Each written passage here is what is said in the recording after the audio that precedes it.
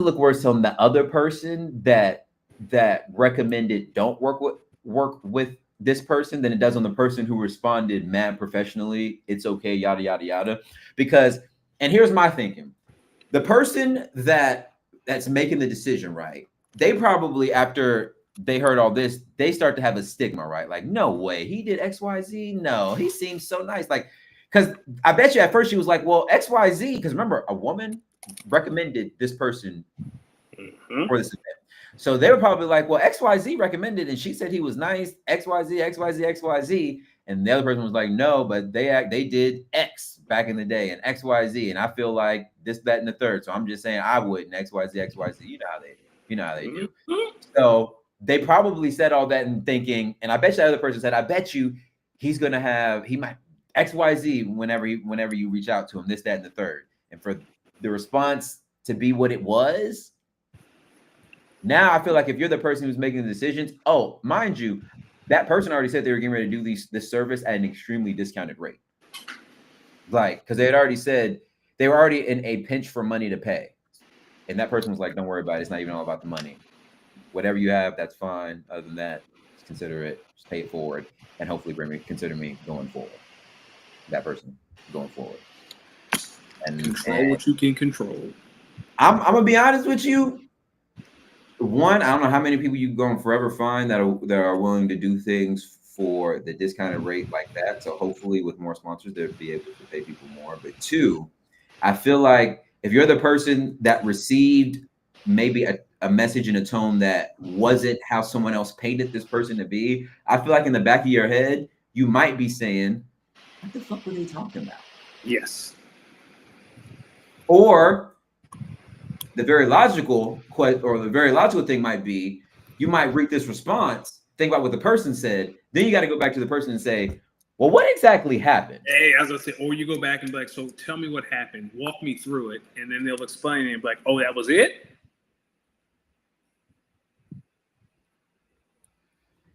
Yeah. What? You're a little bit older than me. As you got older, when did you realize more people out here think way more emotionally off instinct and habit than logic? Oh God, I learned that young.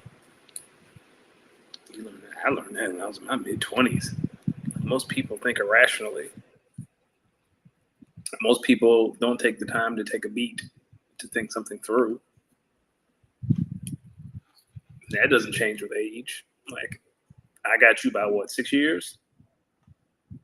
If you were born in 90, then yeah.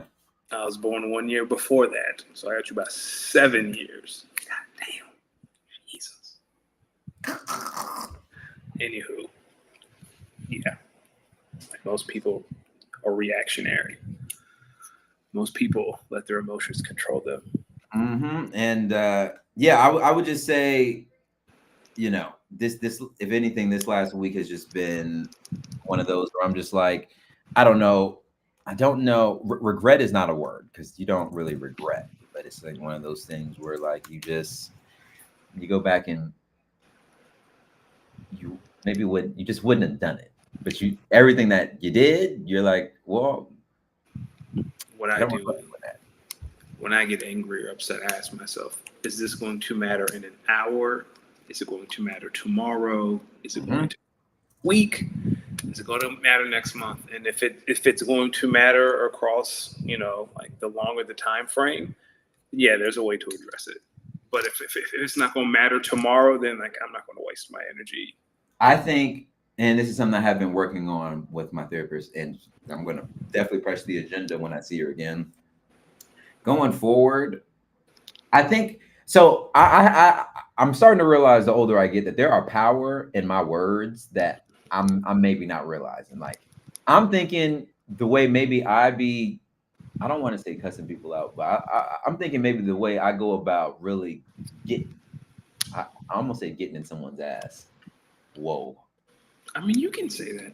But like, I feel like when I'm really laying on someone, getting in their ass, I thought I was just communicating how most people do. I think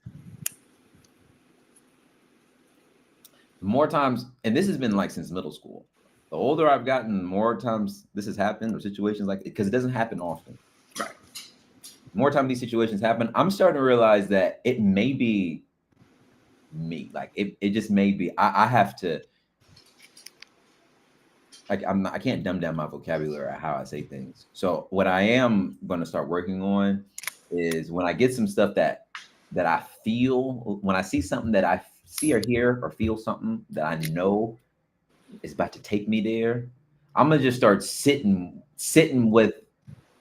I'm gonna start taking a beat and just sitting with the emotions and that message, and then coming back to it and responding. Yeah. I'm gonna start doing that more often. I pick and choose. I do it a lot with people I love. I'm gonna just start doing it just like in general. Yep. I always try to take a day, unless it's something so egregious that I have to address in the moment. Like when our IT department told me they don't give us cords anymore. What? Dog. What you mean they don't give you cords anymore? So, and this is not our IT department is great. Their budget was slashed, so I got a new piece of equipment, and I needed cords to make everything work. And they were like, "I'm sorry, we don't give people cords anymore." And I was like, "What do you mean? You're IT." So wait a minute. But like you need cords to plug in the machinery. So like, how you giving me machinery with no cords to begin with?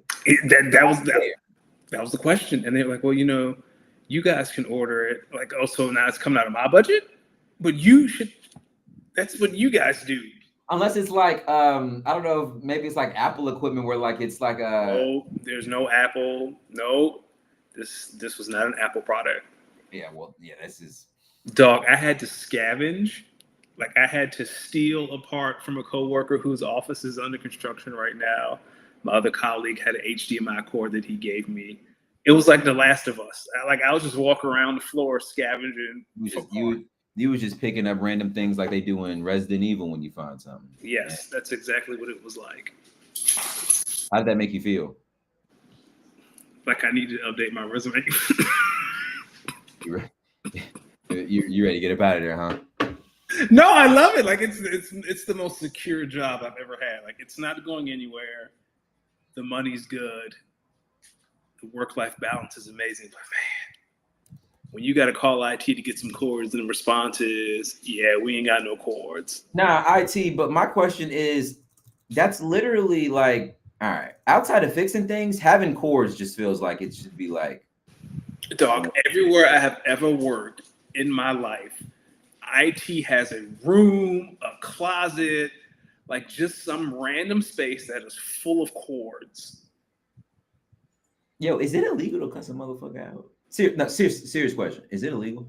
I don't think it's illegal. I guess it depends on the circumstance, but I don't think so.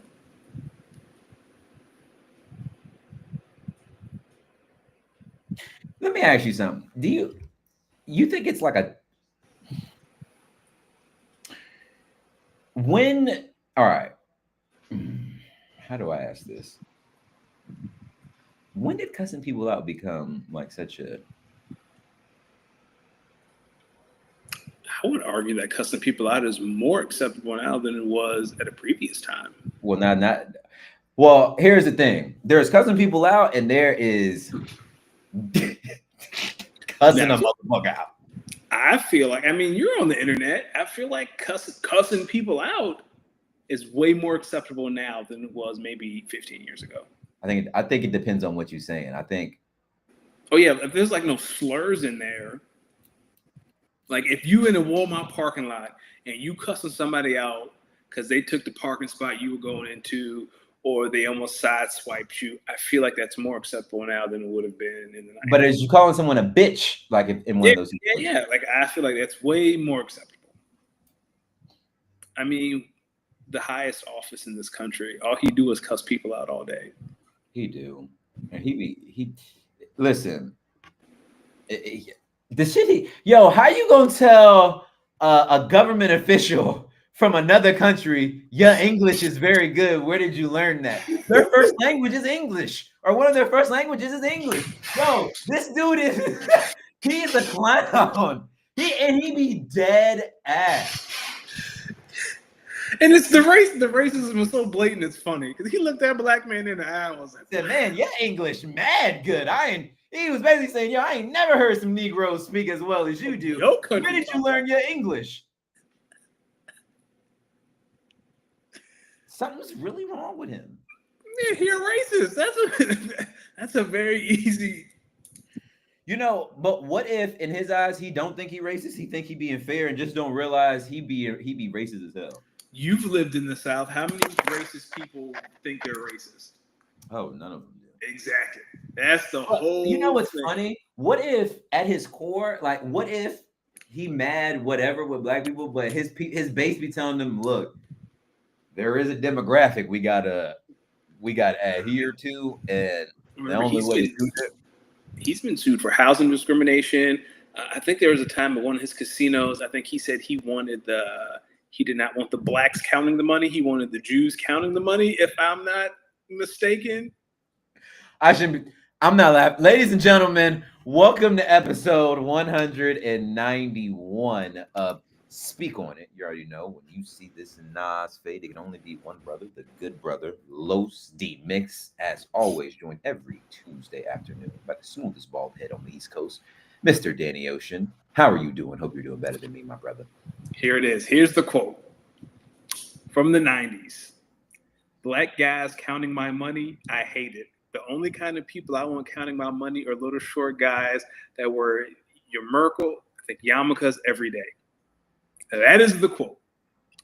And ladies and gentlemen, if you did not know, that quote was by our 45th/47th president, Donald J. Trump, from years ago. All right, I take that back. My man might just be a flat out racist. He might be a flat. But like he really looked a government official in the eyes and said, I didn't know your English was that good. Where did you learn it from? You can tell by the way the dude kind of like chuckled back, like, boy, I slapped it. If you weren't sitting on some nukes, I'd slap the shit out you right now. That's honestly how I feel like a lot of these government leaders be chatting with them. They're thinking in their head, like, yo, dog, if you didn't have the ability, if you didn't have the world's greatest military at your fingertips and disposal, I'd come over this table right now. Yes, and yeet your face. No, that's crazy. Do you ever think a government official, someone's been in the meeting with Donald Trump and hit him with either like a fuck you or I'll slap the shit out of you or something like that? Putin. I feel like definitely Putin. I feel like there's definitely been either a foreign leader or a governor or somebody from a Democratic state that's probably been in a meeting with Trump and probably hit him with a yo or kiss my ass. Or I got a better question. How many times do you think someone has just boomed the phone on Trump? Like hung up on him? Straight boomed it. Mix it. Beep, beep, beep, beep. 100%. 100%. 100 times. 100%. I don't think many of his calls end with a goodbye. Yes, I don't think many of his calls end with a goodbye. That is a bet I'm willing to make, especially with people across the aisle. Oh yeah. Well, listen, if he'll say that with cameras in public, imagine the things he has said to people behind closed doors. There's a reason Melania don't speak a lot. What you mean? Can you imagine some of the things she's probably heard him say? Oh yeah. She don't know what a slur and what isn't. She don't know what to say. That's why she's so quiet. She don't know what she can and can't say. Yo, did you hear that apparently she dug up a famous garden? Yeah. Ain't he covering like the whole White House in gold? Yo, he is fun. He just be up there doing stuff. This is like Michael Scott, but running the country. Yes, that's exactly what this is. An evil Michael Scott running the country. Oh, Prison Mike. Yeah, this is Prison Mike. That's exactly what this is. It's Prison Mike. You want me to push you up against the wall, biatch? The fact that he ran on these Epstein files and now he's like, oh no, it's a hoax from the Democrats. And like, do you think people are stupid? They said, nah, here's the footage. They came back and said, yeah, no, this footage was definitely edited. Your intern edited this in Adobe, sir. Like this isn't. He's like, I don't know what you're talking about. He up there like, damn, how'd they figure that out? Someone must have ratted on us. Fake news. Oh man. Listen, man, we got some things to talk about. A little NFL. We are going to start our yearly NFL divisional preview. We're going to start today. We're going to start it off with the AFC South. Excuse me. I know ESPN put out a list of top 10 QBs and a few other topics in the NFL. We'll get into a little bit of I don't know if I have a lot of fantasy talk, so maybe Kyle, Bam, if you guys got any fantasy items you maybe want to chat about, holler at us in the chat. Then we'll get into the AFC South, get into a little NBA, not a ton of NBA headlines, but a few, mostly summer league stuff. Get into the WNBA. You know, the All-Star game is coming up soon. There might, it just seems like the W is just full of drama and storylines, and I'm loving it. Also, while we're here, shout out to what is now my second favorite WNBA team, the Portland Fire. I'm still but I will be at the Portland Fire's games for sure. Did you see the logo, like the fire with the rose? Yeah, it's tough. I'm thinking about going to like their little kickoff whatever party tomorrow they're having in the Moda Center. Take the train. Oh hell yeah, go. Yes. And then on the back end, we'll end this thing with a little bit of wrestling. I want to talk. I kind of want to start off by asking you. This is a WWE question. Did you hear anything about Seth Rollins? Did they give an update on his knee? Nah, all I remember was Triple H Sunday night said he got an MRI. He was going to Sunday night. Triple H said it doesn't look good. He's going to get an MRI Monday to see the damage, and that's the last I heard of it. Because he was an Evolution because Becky wrestled. Yeah, ain't that crazy? We'll talk about it. And then in our miscellaneous section, we got a few things. But let's start off with the NFL with a few headlines. I want to start with a big congratulations to both. We weren't even able to get the second one in here, but Garrett Wilson and Sauce Gardner, who they're both near the top of the list at their craft. I know Sauce Gardner is officially the highest paid corner in the history of the NFL, and I know Garrett Wilson was probably up there in terms of his production at the wide receiver position. Garrett Wilson specifically, $130 million extension. Danny, between Sauce Gardner, between Garrett Wilson, the Jets are paying their two best players, their two young guys, letting everyone know this new regime does pay players, and they do pay players early. Let me know your thoughts. Is it a big deal or no deal for the Jets? Big deal. You got to start changing the culture, and you got to start taking care of your players.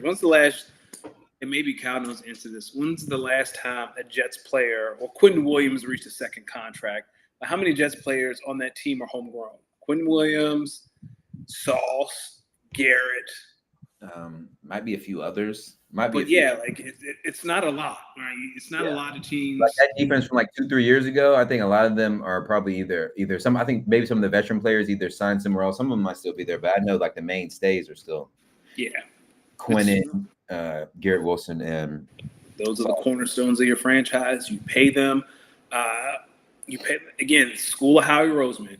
We do not respond to the market. We set the market. Mm-hmm. So you pay him before the season. Now the off season comes, and these corners are getting bigger contracts. Who cares? And all he had to do was give him 0.1 extra million. That's it. And that's all it takes. Shout out to Derek Stingley for resetting the market because now the next corner. Who's the next corner up? Would it be Surtain for contract number 2? No, Surtain got paid 2 years ago, didn't he? Yeah, I think Surtain got paid already. I feel like it'd have to be. I don't know. I'll have to look. I don't know who the next young corner is. It's probably have to be paid. But I will tell you this: there's an opportunity for. I think it's smart to go ahead and pay specifically Garrett Wilson first because it doesn't matter. Because if I'm the Jets, it's like it doesn't matter who's playing QB. Garrett Wilson is going to be catching the football. So now Justin Fields, we gave you your 1 or 2 year deal. If you come in, show that you have what it takes in this offense with your running ability, now they can take that and now they can look to next year, potentially give Justin Fields the big deal he's looking for, or maybe after the second year. Or if he turns out not to be good, maybe they release him after this year, and then you're drafting a rookie QB next year. And then you got 5 years. You got 5 years on a rookie contract. So in 4 years, when those deals run out, you're fine. So Kyle said it seems like their offensive and defensive lines seem to be homegrown. 4 out of 5 starting O-line. Okay. So they're building in the trenches. They're locking down their QB. I mean their CB1 and their wide receiver one. Now they just need to make sure they lock up QB1. And if not, they'll be drafting again. They'll be drafting one. Hey, the Jets might. Hey, let me ask you something. Who gets to their conference championship game first, the Giants or the Jets? Oh, that's a good. I would say the Giants because the NFC is a little bit easier. Like the Jets, it's a murderer's row, man. It's so. I think the opposite. I think the Jets might get there before the Giants. Really? Yeah. Who do you think is better, Malik Neighbors or Garrett Wilson? Who? Yes. All right, Ricky Bobby. Yes. Yes. I don't. That's a great question. I don't know. I honestly can't answer that one. Here's why. Go ahead. Go ahead. My bad. Here's why I'm going to say the Jets. I think the Jets have pieces in place already on the defensive end. I think Aaron Glenn's going to bring a good system in for them on the defensive end. I think if you mix because last year their defense wasn't terrible, they just wasn't good. So I think if they get their defense to play out was 2 years ago, and I think if they really lean on Breece Hall, this running game, Garrett Wilson, Justin Fields, and what they're able to do and really play control the clock, it wouldn't surprise me if within the next couple 2, 3, 4, 5 years, the Jets, whether it's with Justin Fields or with a rookie QB, have a team that's able to make a little run, maybe beat Lamar, like go, win a wild card game at home, go on the road and beat maybe a Lamar or a Josh in Buffalo or in Baltimore, and then have to play maybe like the Bengals or the Chiefs in the AFC Championship game. Versus, it's hard for me to see the Giants even being the third best team in their division, because I think Philly and Dallas are the two best teams. Or Philly and Washington are the two best teams. I think Dallas is going to be way better than they were last year, and I just don't know when you look at the Giants, where exactly do they get better at? Like not only where they get better at, but like where are they going to be comparable to not only their division, but some of the people in their conference? Like let's just take out the NFCs. Where can you see them having a good fit against anyone in the NFC North? Who do you think they have the edge over? The Bears? Well, I remember was it 2 years ago? Dable's first year they made the playoffs, and they beat the Vikings. That was the first year of the Daboll system. That was Daniel Jones' best year, and they did go into Minnesota and win a game. But I think we saw what happened maybe the very next week when they played Philly, and I think it was an ass kick. Oh yeah, that was a fluke. They played Philly or San Francisco, one of the two, and it was an ass beat. Yeah, I think it was San Fran, and I think it was clear that they were a little bit ahead of their rebuild. And then last year was like, all right, you guys are clearly back to where we started. I'm pretty sure that Giants team had a negative point differential that year. Yeah, like they were barely winning games. So I think the Giants just got a little bit more work to do, and they don't really even have a for sure. I don't know. I think they just got a little bit more. Kyle said the Giants don't get to play Kirk Cousins in the playoffs again. Kirk, that's such a that's true. Is Kirk Cousins the James Harden of the NFL? I think that's disrespectful to James Harden, because at least James won MVP. Damn. And at least James went to the conference finals. You're right about that. Speaking of wide receivers, going back to Garrett Wilson, Jawan Jennings, because we love to talk about the Niners. Jawan Jennings is now the next receiver out of the Bay Area that wants his money. So do you think the Niners gets his extension done before this offseason, or do you think they make him play through it and pay him next offseason? Pay him next offseason. You just paid Brock. I think next year you have to Fred Warner. Like next year, I think you're going to have to make a decision about George Kittle, Christian McCaffrey. Like, you might have more money, but hell no. I would look at Juwan like, brother, you're not getting paid off no 5 good games.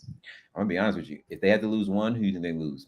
Kittle or McCaffrey? Because I think it's McCaffrey. I think it's McCaffrey. Oh, yeah. I feel like as soon as they can get rid of McCaffrey, he's out of there. Dang. They love you until they don't.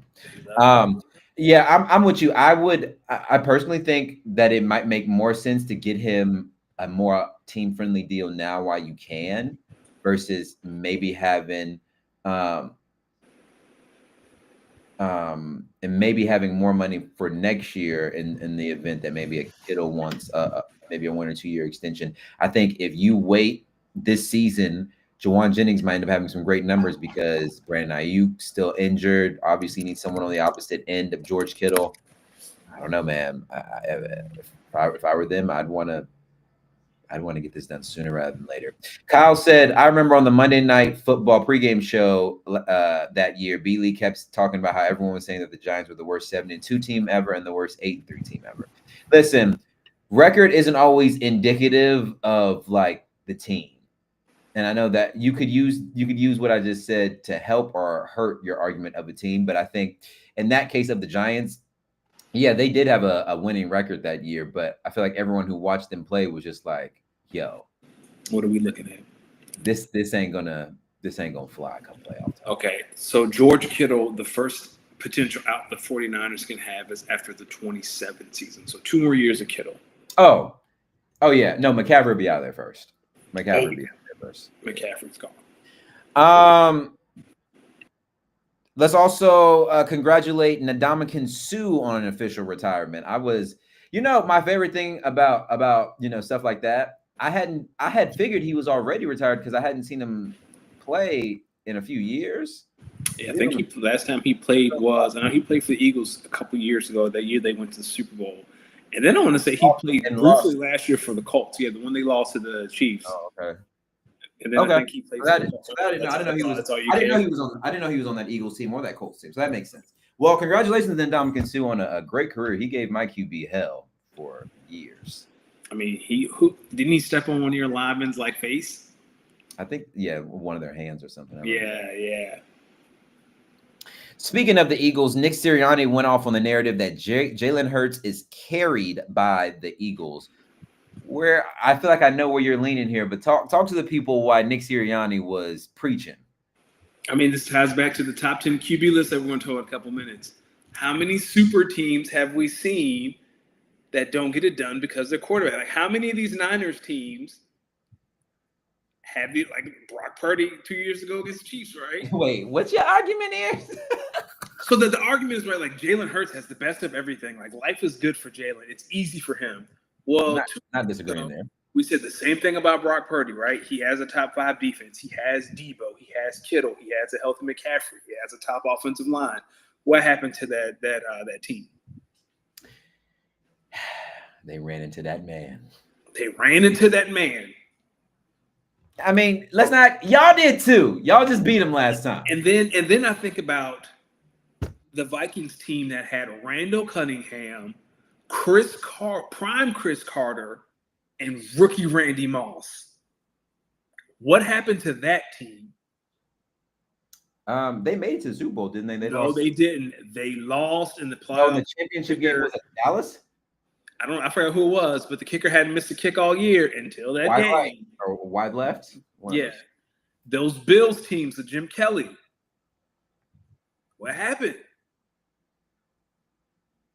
Super teams don't matter if the quarterback isn't comparable or isn't good. Teams don't win without good players. Like, I hate that. Like Patrick won the Super Bowl with prime Travis Kelce and Tyreek Hill. All right, now Kyle, I'm going to be honest with you. I have to disagree with you on your last one. So Kyle said Jalen Hurts is the top 4 QB in the NFL. Then he said if Jordan Love was on the Eagles and Jalen Hurts was on the Packers, Eagles are losing that wild card game. I had to vehemently disagree. I think honestly, you could have put whoever on that Eagles team. They was beating the Packers last year. Beating the Packers. Oh, okay, beating the Packers. Okay, I thought they was beating the Packers. They was gonna beat the Packers. Like, I am furious with this notion that you could have dropped Justin Herbert on the Eagles last year and they would have won the Super Bowl. Wait, who said that? They might be on this. That has been on Eagles and Chargers Twitter for like the past week. Well, if you drop Justin Herbert on the Eagles, they win the Super Bowl. No, the fuck they don't. Actually, I don't think that's necessarily wrong. Can Justin Herbert execute the tush push? Yay or nay? If the answer is yay, then I'm all for it. I think Josh Allen can't execute the tush push, and he's supposed to be bigger and faster. And he just couldn't do it when they needed him to. Because he was doing it all season, and then they got to the Chiefs, and the Chiefs had the answer, which made the Chiefs believe they had the key to stopping it, and then they played the Eagles. The only team that has the answer for real, the Bucks. Like, Vita Vea is the answer. Well, yeah, but not every team has a. That's what I'm saying. Like the only team that the Eagles can't run the tush push on are the Bucks. Like Vita Vea is the answer to the tush push. And when y'all play the Bucks this season? Week 3 or 4. Damn, they keep giving y'all the Bucks early in the season. Every dog. Like, we gotta humble these boys. They can't start off 5-0. We gotta put and it's always in Tampa. Tampa never comes to Philly. It's always in Tampa. Last time y'all played in Tampa? I can't remember last time Tampa played in Philly. It's always in Tampa. I don't know if the Eagles have played Tampa in Philly in 5 years. Yo, that playoff game between the Eagles and the Bucks, I was like, I could not believe they did y'all the way they did y'all. They just belt to ass for most of that game. Todd Bowles has Jalen's number. That's the one team I don't want to see in the playoffs every year. Like that Todd Bowles game plan in that game was like, you'll make Jalen Hurts run left. See what happens. And they got their ass whooped. That was it. Like, make him go left. Why go left? Because he can't throw running to his left. That was the whole thing. Like, he can't throw running to his left. Nah. That was 3 years ago. I just need shit to just act dramatic for dramatic fashion. You didn't know he can't throw left. Yo, hey, deep. No, that was Jalen. Jeff Hafley, I'm gonna give you a call. Jeff Hafley, I'm gonna give you a call. That was Jalen. Jeff Hafley, I'm gonna give you a call for that Monday night game. I'm gonna give you a call. But this notion that you can drop Justin Herbert on the Eagles and they'd be successful is absurd. I hate that with every 5. I've seen some bonehead Jalen Hurts picks, but I've also seen some egregious picks by Justin Herbert. Or this notion that you can drop Jared Goff on the Eagles and they win. Jared Goff is elite. I don't know. Nah, dog. Yeah, here, Kyle's right. Philly has been in Tampa 4 times in a row. The last time they played in Philly was 21. Dog, every year it's in Tampa. For some reason. I bet you what's gonna be funny is y'all keep playing them early in the year in Tampa, but the time y'all play in Philly, it's gonna be cold. it's gonna be cold. It's gonna be Jared, dog. I don't know what it is about the league, but it's like no matter what happens, Philly got to go to Tampa when it's hot outside. Hey, I'm gonna be honest with you. I love when the Packers go to Dallas to play the Cowboys. Yeah, that's what's his face? That's Lambeau South. Oh yeah, I love when we go to Dallas to play because I'm like, oh yeah, we got a great chance of winning this game. Because y'all going to Dallas this year, right? Like y'all played in Dallas this year, right? I think so. That's not the Thanksgiving game though, right? Nah, I think we play. I get the Lions on Thanksgiving, right? I usually get the Lions. Yeah, because we start off the season at home versus the Lions, which I'm still not too thrilled about that one, but I'd rather get out the way early. Hey man, Ben Johnson's not there. You're right. Hey, Matt LaFleur, we're gonna get him this time. Yeah, if Matt is who y'all tell me he is, and Aaron Glenn is gone, I am very like when we talk about the NFC North, like that's my storyline. How does Dan Campbell rebuild his staff like Nick Sirianni has had to do twice? Well, someone who is exactly who we thought they were. It's Teddy Bridgewater. He's a good man. Great man. He cares. He said he'll do it from the stands if he has to. Is that not great? So absurd. Sorry, dog. We're gonna have to suspend you for taking care of your people. Tell the people a little bit more about what happened. So I've skimmed it, but apparently, like he was helping his players, like Uber rides, like hotel rooms, like just with recovery. You and I have talked about recovery before, like in regards to AAU. And he got suspended. He gets suspended, he loses his job. I think he got suspended. But I don't think he was necessarily working directly for the school or the team, and specifically, I think it's more like a volunteer sort of coach or whatever. And so I think that's why they found it to be impermissible. Yeah, he was suspended. No, he's a coach. He from high school coaching for giving benefits to players.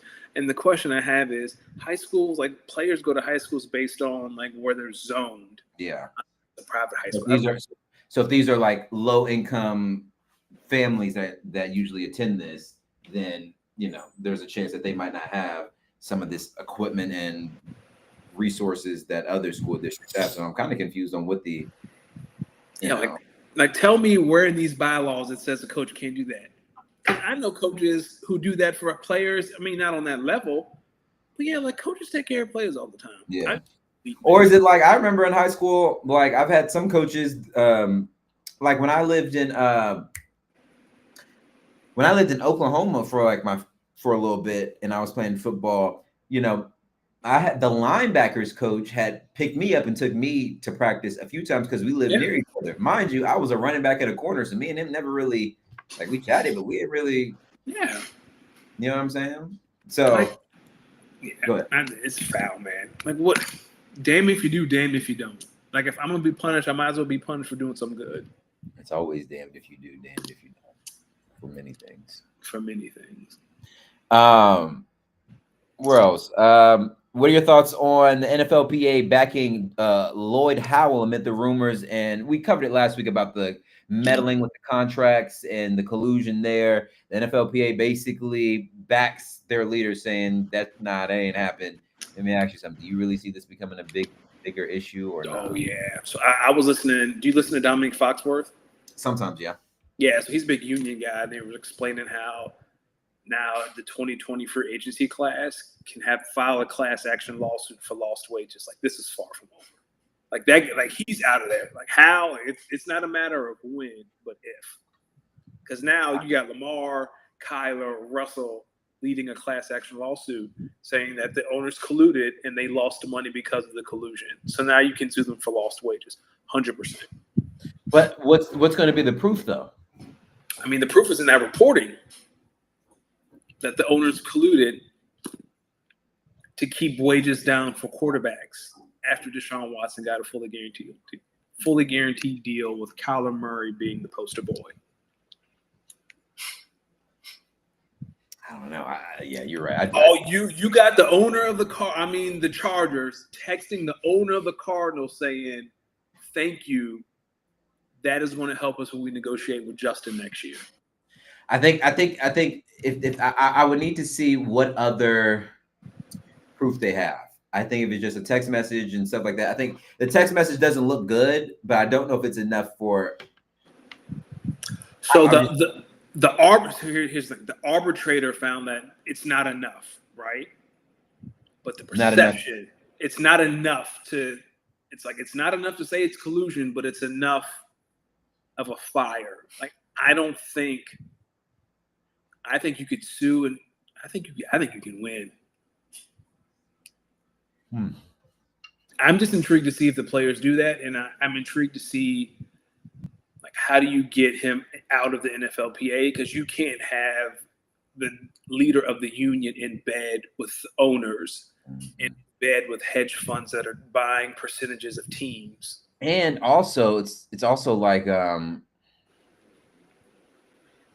if you're the player, do you really want to even go through with the lawsuit, especially if, let's just say, you're due for maybe an extension in maybe not in the next year or two, but maybe in year 3. That is why you do it.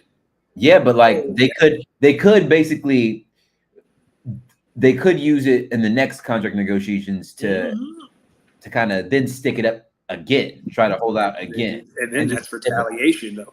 That's retaliation. Now, an arbitrator could say that's retaliation.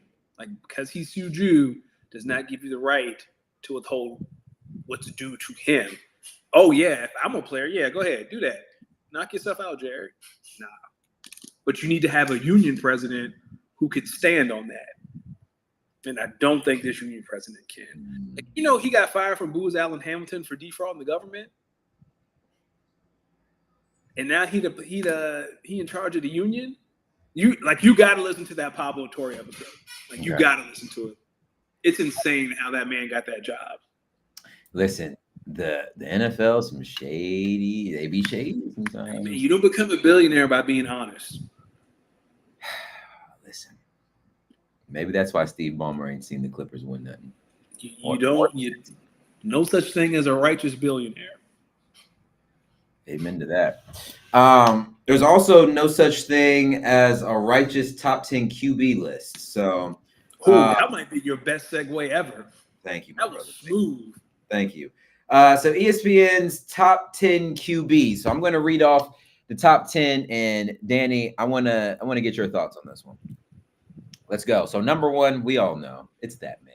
It's Mahomes. Mahomes number 1, reigning MVP Josh Allen at number 2. Joe Burrow at 3, Lamar Jackson at 4, Jaden Daniels at 5, Matt Stafford at 6, Justin Herbert at 7, Jared Goff at 8, Jalen Hurts at 9, and Baker Mayfield at 10. Danny, talk to me. Where do you think this list gets a little funky? So a little extra. This is ESPN. This isn't just from ESPN writers. Like Jeremy Fowler talks to like organizations, GMs. Like this is how the league sees the QB. This isn't just exclusive to ESPN. And D, can you do me a favor? Can you read the note that I have underneath Baker's name? Yes, for everyone who is not able to see our show notes, underneath this list, Danny has in very bold letters, what kind of bullshit ass list is this? Not gonna hold you. Joe Burrow was the one I was like, all right, 3 for Joe Burrow. It's a little high. Yeah. I'm gonna be one of the people that says I think Matt Stafford may be a little low. Okay. Who? You tell me what you disagree with. Joe Burrow at 3, because I think I'm gonna be honest with you. This is reverse racism. Josh Allen at 2. I'm okay with Lamar being. I'm okay with Mahomes being number 1, but Lamar should definitely be number 2. Josh Allen should be number 3. Then number 4.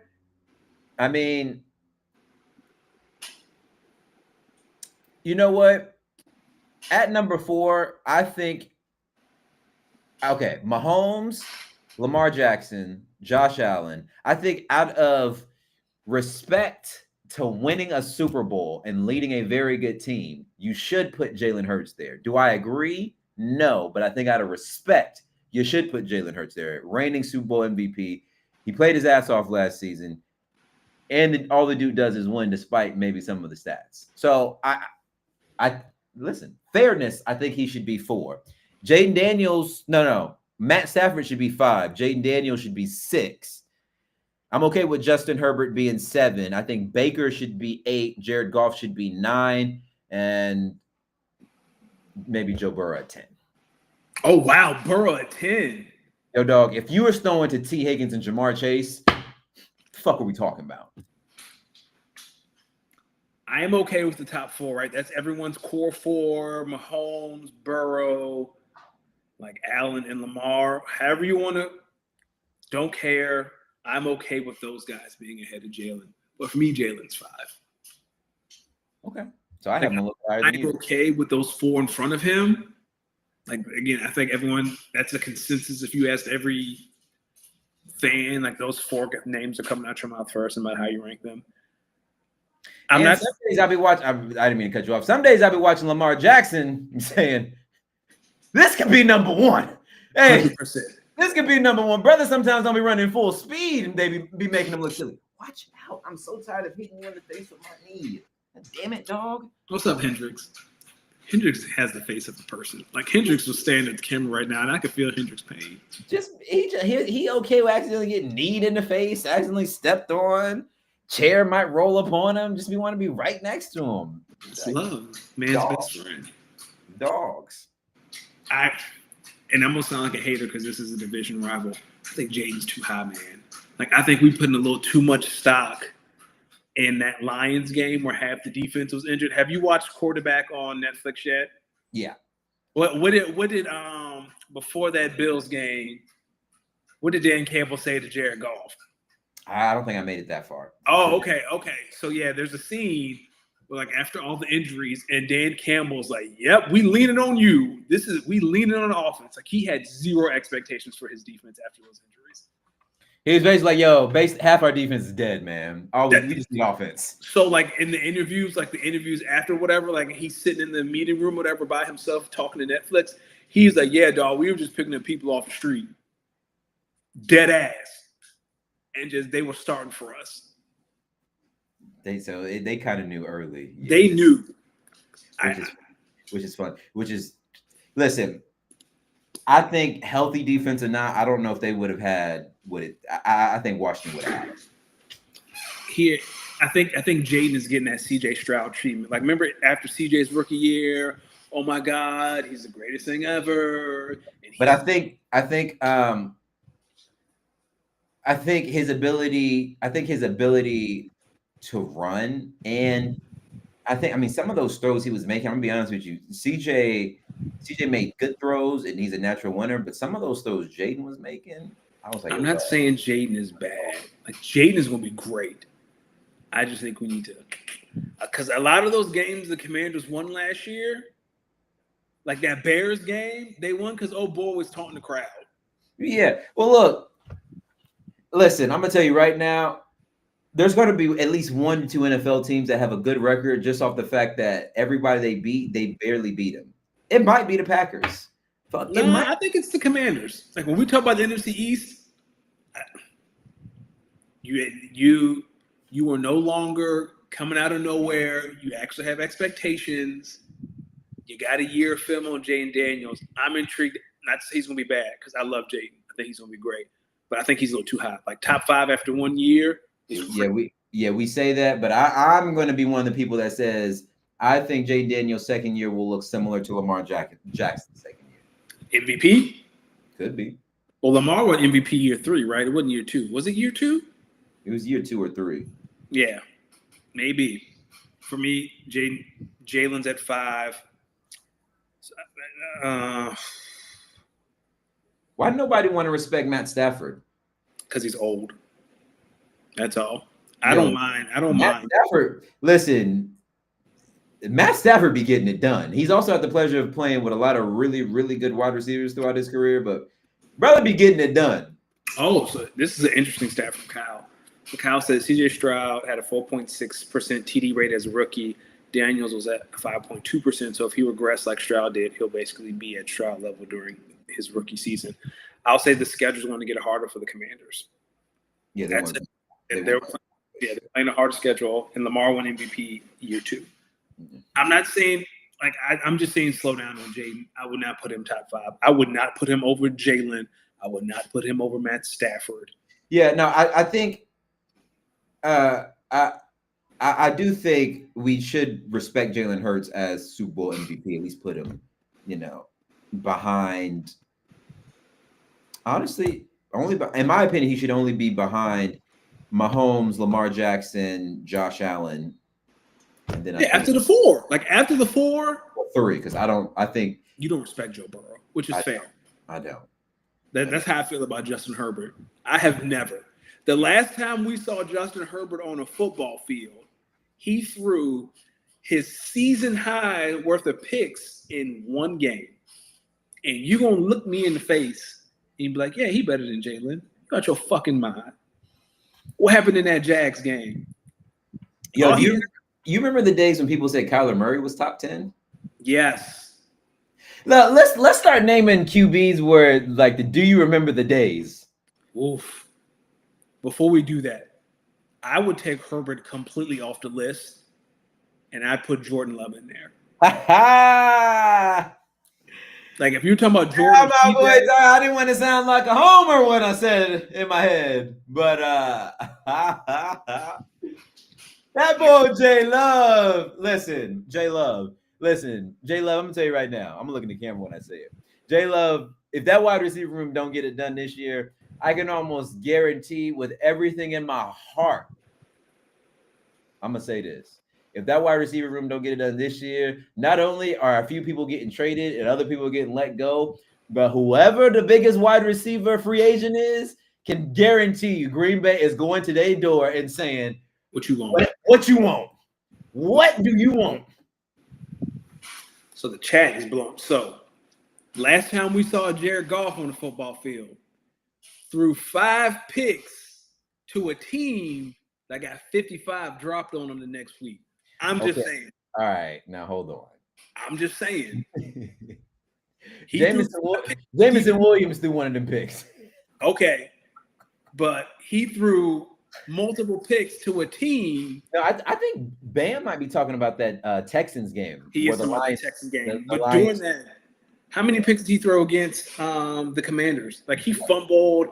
I know he 2 or 3, and then Jameson Williams had 1. Now, he had multiple turnovers. Now that Jameson Williams pick, that was the one I was like, yo, why would you throw that? He just wanted to throw it. He didn't care. He didn't care. Cal has a bold. Cal said Jaden Daniels over Burrow. Now we're talking. Okay, Kyle. Cal said Brock Purdy should be on the list above Jared Goff. All right. Now, Kyle, I'll be cooking with you, but I don't know if I'm buying that type of dip. Brock Purdy should not touch anyone top 10 list in terms of who was good. I don't know, but I'll tell you. Here's the thing: we say that, but if Brock, this is the year. If he put up numbers this year, I'll revisit it. I'll revisit it. Listen, we need more Jordan Love, but it only starts when the wide receivers want to catch something. Pause. Take Justin Herbert off every top 10 list. He don't belong there. Matter of fact, I'm just going to watch all the teams that may have like slightly disgruntled veteran receivers. Trade for him. Trade for him. Look, I'm about to keep saying, hey, TJ Watt. That's who they might be saving up some money for. I wouldn't be mad at it. All right. I don't really have anything in fantasy. We'll kind of revisit some of the fantasy talk a little bit more next week. But it's looking like we might have some openings in some leagues of mine. So if anyone is interested in joining some redraft leagues, let me know. Well, it's one redraft and one dynasty league. So, Danny, how much? I'm in too many leagues as it is. It's only 50. Bam's in this one for the dynasty. Yeah, it's the dynasty league. I won the 12 team. Send me a link of the roster. Let me think about it. Yeah, I'll send you a link of the roster. All right. Since last thing I think before we get into our divisional breakdown, Quinshon Judkins. Bam's one step ahead of this. Quinshon Judkins. Whew. Is this over before it begins? It is Cleveland. They got Deshaun. Like he could be like, but that motherfucker over there. Yo, dog. Could he not? Bam. I'm not going to tell you because I feel like if I tell you, you're going to go into the chat and say something. Matter of fact, let me.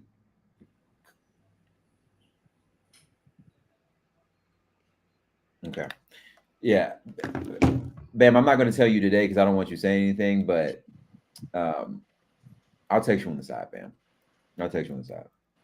There's a reason why that chat's been a little quiet the last couple of days, if you haven't noticed. But listen, Quinshon Judkins. Buddy. When I saw this, I was literally like, oh, damn. And the other thought I had was, I don't think Quinshon was one of the 2 second-round picks that signed their contracts yet. So, boy, this is... There are a lot of second-round picks who haven't signed their contracts, apparently. Yeah. There are a lot. Yeah. I don't think the Eagles... I think we talked about it last week. We talked about it last week, but yeah, those first 2 second-rounders this year, they signed fully guaranteed contracts, and now every second-rounder afterwards is like, yo, just give me that. See what I'm talking about? See, now we're going back to collusion. Now it's definitely going to be collusion. Now ain't a other second-rounder since that signed. So that's funny because that definitely sounds like collusion if you do it like that. It's like, all right, randomly now none of y'all want to sign y'all second-round picks, so what y'all gonna do? Just not sign them. Quinshon Judkins he's one of these second-round picks, and I'm just looking at it like, is this over before it even began? You say no because they got Deshaun Watson. You can justify keeping him on the roster because we got Deshaun Watson. I would say of all the teams in the NFL, which honestly, if I'm on their PR team. Oh yeah, if I'm PR, course correct. We people still talking about us for Deshaun. We gotta get something back. But ownership. No. You're mishearing me. If I'm on the PR team, that's the reason. I'm going to the owners and saying, I think we can still get away with this if we keep this quiet, and especially like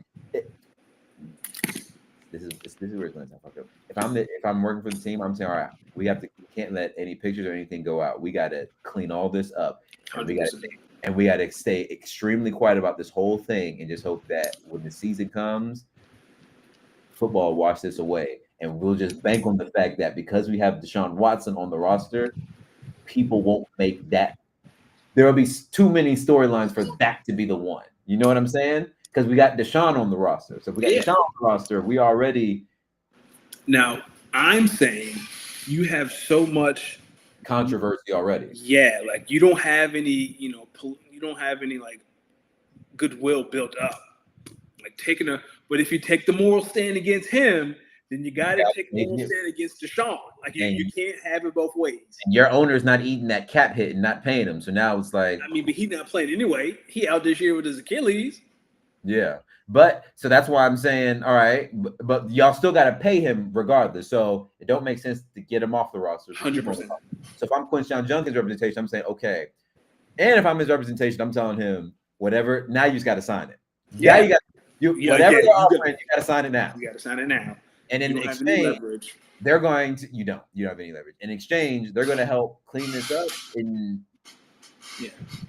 Because you've already set the precedent that Deshaun Watson can be violent against women with no repercussions.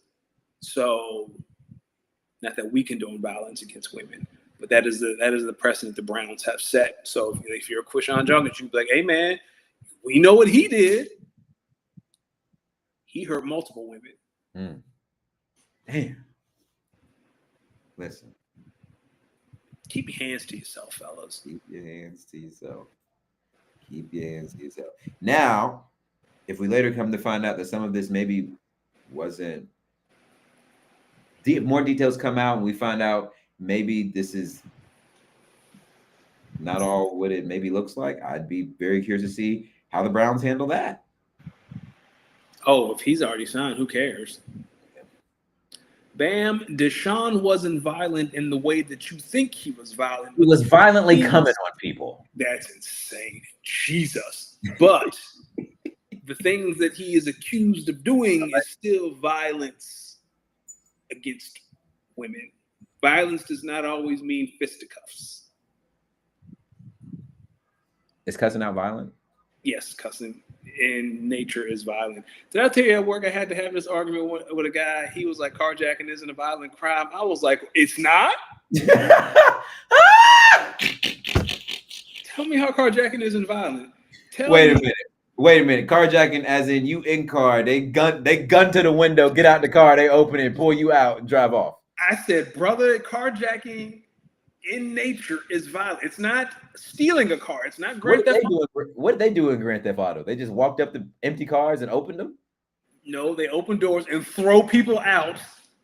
You can do it either way. I'm just saying, like, someone stealing a car that is empty is different than someone running up beside me with a bat or a pistol threatening violence to get my car. I was like, dog, carjacking is by nature violent. And he was like, nah, no, it's not. I was like, brother, yes, it is. You know what's funny? Like, I'll be like, yo, what if someone tried to carjack me in my car? And then it's like, oh yeah, my phone's the key. So they gotta rob me for the phone. I'll take that too. Hey, it depends on what they got. If someone got a gun, I ain't down over no Honda Accord. I'll tell you that right now. Nah, if it's a Honda Accord, I'm getting out the Honda Accord. If it's any thing, I'm getting out the car. Actually, you know the funny part is, here's what I would do. If someone was to jack me for my car, I'd probably give them the key card, because Teslas come with the phone key and the car key. I'd give them the car key. If I keep my phone, let them take the car, because guess what? As long as I have my phone, I can see where this bad boy's going. Officers, go get them. Go get them. And I'm riding with the officers too. Yo, all right. You keep going. I'm just putting this on the screen because Kyle's making a good point, but keep going about carjacking. So, do you think if like someone jacks your car and you had the app and you're like, police, he's here, you think the police will let you ride with them? No. Why? Because they think he might get there and try to. Because if you ride along and the shootout happened and you die, what the police gonna say? Wait a minute, die? Who says I'm not shooting? I'm shooting with the cops. Oh, you think yeah. They shoot Let's go get them, boys. Let's go get them, boys. Oh no. They're like, sir, stay here. We'll keep you updated. And because if they have to destroy your stuff, they don't want you to be there to see them destroy your shit too. I know. Yo, y'all ain't gotta shoot the car. Y'all ain't gotta shoot the car. Using it like, y'all ain't gotta shoot the car. Hold on, I pay for that. Yeah. Quinshon Judkins, boy, we gonna see. All right, AFC South, ladies and gentlemen, it's time to begin our yearly divisional breakdown. So, over the next couple of weeks, we will be taking each division, talking about each team's record, the division winner, the biggest storylines, the breakout player of the division MVP, and anything else that we might think will be interesting coming from this division. This week, as you can tell by the title, we are starting with the AFC South. That consists of the Titans, who had the number 1 overall pick in Cam Ward, the Colts, who brought in Daniel Jones to compete with Anthony Richardson at the QB1 position, the Jaguars, who are retooled and revamped. They're getting healthier. They got a new head coach and what's his name? Liam Cohen from the Bucks, who we're thinking could take Trevor Lawrence and this Jaguars offense to the next level. And then the Houston Texans, the reigning defending AFC champions, CJ Stroud, D'Amico Ryans, and these boys, they're ready to win the AFC South for what would be a third time in a row. Danny, talk me through what you think each team's record will be in the AFC South. Well, first, I want to make a shout out to you because I can't read. The notes clearly said the AFC East, and I did everything AFC South related. So thank you for your flexibility. Because I can't read, allegedly. So usually we go worst to best. So at the bottom of the division at 5-12. And speaking of which, so I think you do this exercise too. Like there's a website where you can pick every single NFL game and it keeps track of records. You are a lot better at this than me. So every time we do this every year, like I try to keep a mental note, and you're always like head and shoulders better than me in this. So everything I say, take with a grain of salt. Like you have your finger on the pulse in a way that I don't. So like I remember last year, I was like, man, I was looking back, I was like, man, he was almost right about everything. So take that with a grain of salt, everything I'm about to say. The worst team in the division, I got them at 5-12, 1-5 in the division. Oh, the Jaguars. I know Liam Cohen, he came from Tampa Bay, right? He was in charge. He was the OC at Tampa that basically signed the big deal, and then Shad Khan said, hey, boy, I'll pay y'all this money. Come over here. Yeah, he said, boy, that buck money ain't got nothing for this money. Yeah, and he bounced. Goodness gracious. At 7-10. So wait, you have the Jags being what? Jags 5-12. Okay. I gotta do something. Hold on. Yeah, 5-12. 1-5 in the division. I don't believe in the Jags at all. At all. I got the Titans coming in third place at 7-10. 3-3 in the division. In second place, I have the Indianapolis Colts at 10-7.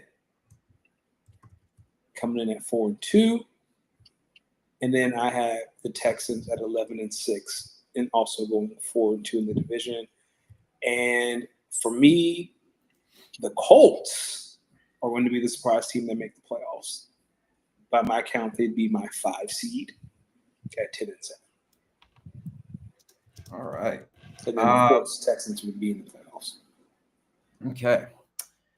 Interesting. All righty.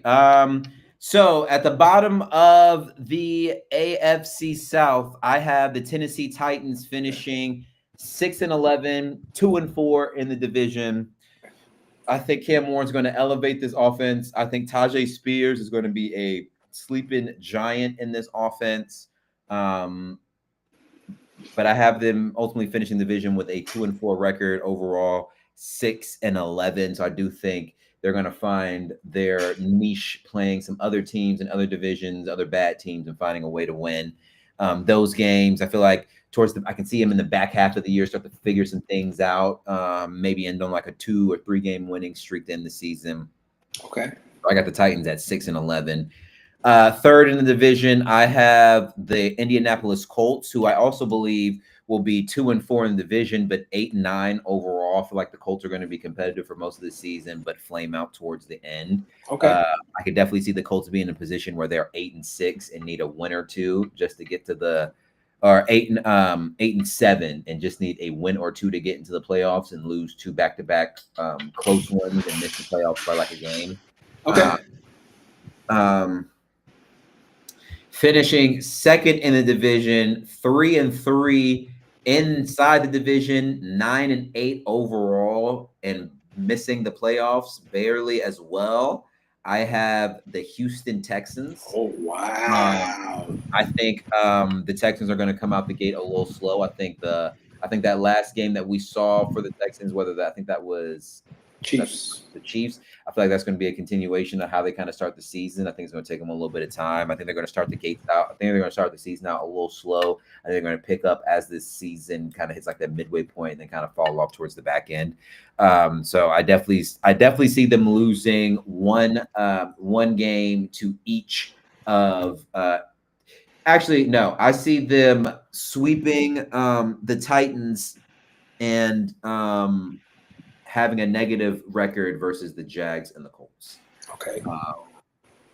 And leading them to finish 9-8. And then finishing, now I'm realizing I'm a game behind, but finishing 10-7 overall with a 4-2 divisional record. I have the Jacksonville Jaguars. I also have them being the 4th overall seed for the AFC. I think the Jags are, with this new offense, I think they're going to get back to really utilizing Trevor. Trevor Lawrence? No. Travis Hunter. The ETN. Oh, ETN. Sugar. ETN? Travis Etienne. Yeah, his brother plays for another team. So I believe they're going to use more of Travis Etienne. I think they're going to be really aggressive with how they use Travis Hunter. I think you mix that with Brian Thomas. I think this offense is really going to bring out something in Trevor Lawrence, really allow him to both use his skill as a runner and a passer. I think this Jacksonville offense is going to be better than it was before if they stay healthy. And I think they're going to be able to win enough divisional games, plus a few AFC games, plus maybe 1 or 2 NFC games. I think they're going to put themselves in a position where they are going to win this division, maybe on the back, like the last 3 weeks, win this division and set themselves up to have a really nice home playoff game in January. So I can see that. And that's how I have the AFC South plan. What are your thoughts there? I think we have different teams winning the division, but I think we both collectively see the Titans being better this year. I think 100%. You have them at 5, I have them at 6 wins. So I think that lets us know. I had them at 7 wins. I got them at 7-10. Yeah, so you have them at 7-10. I have them at 6-11. So clearly, I think we both think that the addition of Cam Ward really helps this team. I like yours way better than mine. Like I said, you're a lot better at this than me. Yeah, so I'm looking at last year. So last year I had the Colts 9-8, Titans 5-12, Jags 11-6 and making the playoffs, and the Texans 11-6 and winning the division with a tiebreaker over the Jags. Obviously, I was wrong about the Jags, but right about the Texans winning the division. Are mine on there? I have to find mine. I didn't even get it. No, I have a notes, like a note on my computer where I have all my records. Let me see. Yeah. Because you. Let's see if I can find. I can search my Google Docs real quick. AFC South. Yes. While you do that, we talked about each team's record and their division winner. I would say my biggest storyline for the AFC South is the AFC South finally has its 4 QBs of the future. I think that would be my storyline.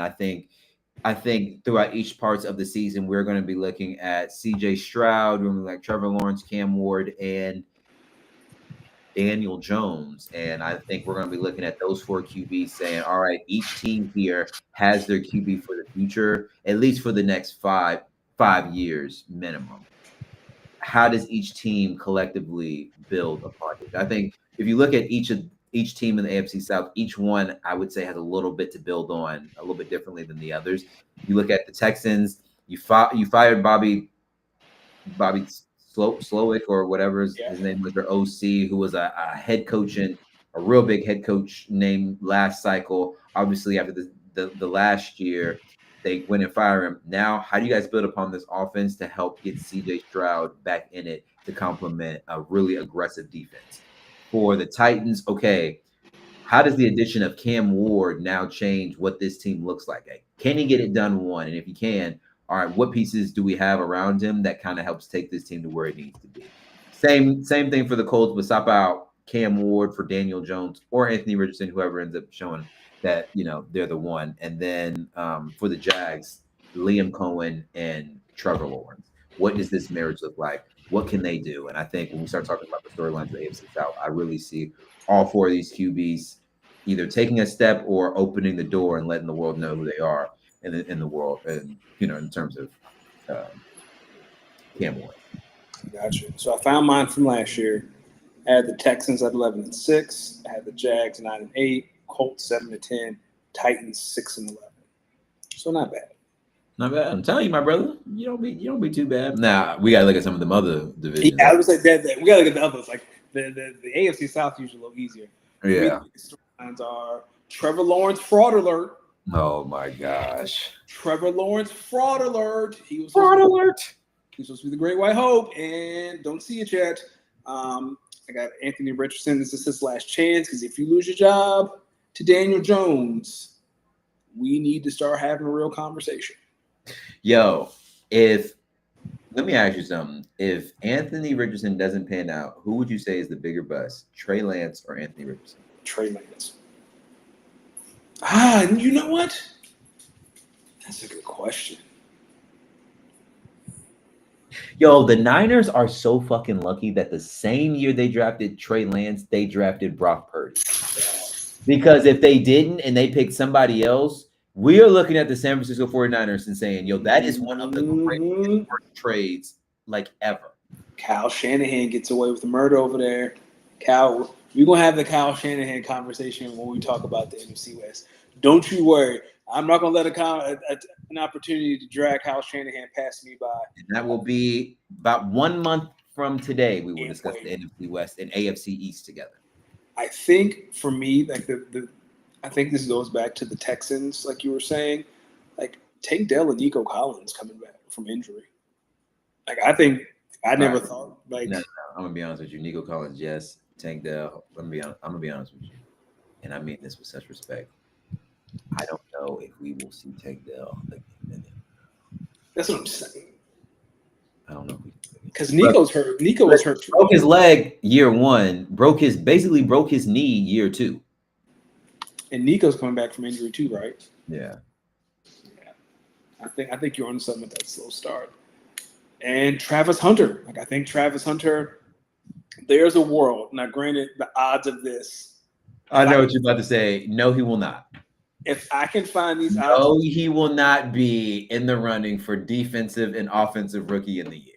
Yes. How did you know that? I was like, hey, man, there's a world. Because he's a two-way player. So I was like, all right, once you start off with there's a world, it's like, no, you're not about to say, yo, dog, I'm going to be honest with you. If this dude came out and won offensive and defensive rookie of the year, this may be the greatest football player. We might be looking at a top 15, top 20 football player early, and you might be able to spot it. Whatever, if I can go, I'm going to go on FanDuel tonight. If there is like a parlay where you can I might put $5 on it and just see what happens. Yo, I'm going to be honest with you. Let's just say this. If Travis Hunter goes on to win the Super Bowl being a two-way player, right?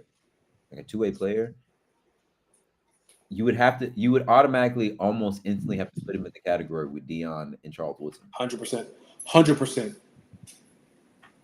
Like, okay. So Kyle says he has his TD projections, which I think Kyle uses touchdowns to predict standings. I think he told us about that math last season. But he says he has it at 1, the division winner being Houston, 2nd being Jacksonville, 3rd being Tennessee, and 4th being Indianapolis. So Kyle has a lot of hope in the Texans figuring things out, and he thinks the Jags with Liam Cohen figure it out too. And it sounds like the addition of Cam Ward, he thinks, puts them over the edge of Indianapolis. Boy, Indy, boy. See what happens when you draft the wrong QB? You in situations like Indy. You got the pieces at a lot of other positions, except the one that matters most. Except the one that matters the most. Talk to me about who you think the breakout player of the division will be. It's going to be Jaden Higgins, the wide receiver for the Texans. He's going to have plenty of opportunity. And also, John Mechie, you can't succeed now. You've taken up a spot on my dynasty roster since the league started. I've been waiting. This the year. Yo, I'm gonna throw a name out here that's so comical that I want it to be right because it would make me laugh. All Daniel right. Jones. Oh, brother. Let Daniel Jones come to Indy and start lighting it the fuck up. I might cry laughing. Because every Giants fan, they're gonna say, why couldn't we do this with Daniel Jones? Daniel Jones could do all that. And I'm gonna respond, look at your front office. This is ineptitude. Actually, yeah, take Jaden Higgins out. Put me down for Daniel Jones too. If I go on FanDuel, let me see the odds for a comeback player of the year. And I might put Dan. That's a good bet. Because here's the thing: if Daniel Jones go out there, let's just say Daniel Jones start the season out. They start in the first 5 games. They go like 3-2. Daniel Jones has already thrown like 9-10 touchdowns, maybe 4 interceptions, and they're competitive in all these games, and they've won 3 out of 5. Guarantee you, Anthony Richardson will not see the field until the wheels fall off with Daniel Jones. Hell no. That I concur with. So then it's like, all right, now with those type of numbers, let's just say Daniel Jones continues the season. He finishes with maybe like 3,300 passing yards, 400 yards total rushing. He threw for like 25 to 28 touchdowns, maybe 10 interceptions, had 5 or 6 rushing touchdowns. Daniel Jones is getting another contract with the Colts. We never see Anthony Richardson again. Yes, congratulations. You are the backup for the Dallas Cowboys. Mm-hmm. Kyle says 9 TDs in 5 games. No way. I don't know, man. We say that. All it takes is a 3 or 4 touchdown game week 1. Yo, have y'all noticed week 1 and 2? Some of your fantasy players be getting off some games that you just be hanging on to for the rest of the season. Hey, man, the Colts played the Dolphins week 1. The Broncos were a good defense. And then they play the Titans. Then they play the Rams and the Raiders. I don't know. Maybe. Who's your division MVP, my brother? Well, you know me. I love linemen. So Jeffrey Simmons, the defensive tackle for the Titans, because he is a top 5 defensive tackle. I like this. I like this era of going with linemen. I'm also gonna go with a lineman. Quentin Nelson. Let me tell you something. There's a world where here's a bold take, hot take. Jonathan Taylor will be a top 4 rusher in the NFL next season. Hey, talk to me. And I think that boy Quentin Nelson, All-Pro, another All-Pro year. Oh, Kyle said the MVP is Nico Collins. I can see that. He got a lot of work to do if he coming in late. If you're coming healthy, I can see it. Anything else for the AFC South?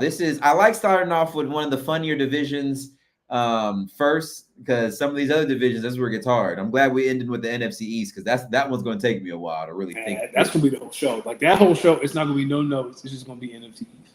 Because I'm looking at my notes from last year on the NFC East, which still makes me laugh. Listen to these records I have and just laugh with me. Dallas, I had 12-5. Think about the season they had last year. Or that got hurt. True. Philly, I had at 10-7. I underestimated the addition of Saquon. So did a lot of people. Whew, buddy. The Giants, I had at 9-8. And the Commanders, I had at 7-10. Ooh. So I had faith in the Commanders. Didn't have enough. That's gonna be this year. Okay. Kyle said Nico is fine. All right. Love to hear it. All right. So division MVP might be Nico. Okay. Well then maybe. All right. A lot of football. Let's transition into basketball. Not a lot of NBA headlines, so we'll run through them all. We might have covered this last week, but the Thunder gave all of their young core supermaxes. So, we covered SGAs last week. So since then, they've extended Jalen Williams and Chet Holmgren. So congratulations to those guys with some pretty big deals. They gave money to some other players too in between then, but Oklahoma City, man, they're just fully running it back, and I don't blame them. That young of a team, you're still under the luxury tax. Pay these boys, and you have the resources. You have the resources that if you got you can do something if you need to do it. Yeah. Wemby's officially cleared for the Spurs from his, I think he had blood clots in his shoulder. Mm-hmm. So I think that's a big deal for the Spurs. You add in Dylan Harper. You already got the reigning rookie of the year. Yeah, you got Stephon Castle. I'm going to be curious to see how the Spurs keep all these pieces together, or if, maybe with all these pieces, they might be 2-3 years away from really competing with the Thunder and really giving them an issue. Early hot take: the NBA champion next year is in Texas. Anyway, Donovan Mitchell is officially engaged to Coco Jones. Klay Thompson has officially gone public with Meg Thee Stallion. Which guard is winning more here? Yes. Yes.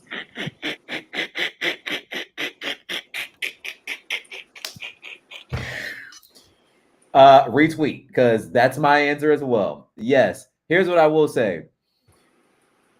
It is night and day how certain women go about showing off they energies to the world. Coco Jones just wanted to have good, wholesome kissing picture, letting people know she got the ring. Meg at the pool with some ass and a light-skinned nigga in the back. Yeah, I was gonna say the funny thing about the Klay thing was were you on Twitter? They were like, "Is that Klay in the back?" And Klay was like, "Hell yeah, that's me." Yeah, that's me. Klay came back the next day. Yeah. Yep, that's me. That's me. That's me, Playboy.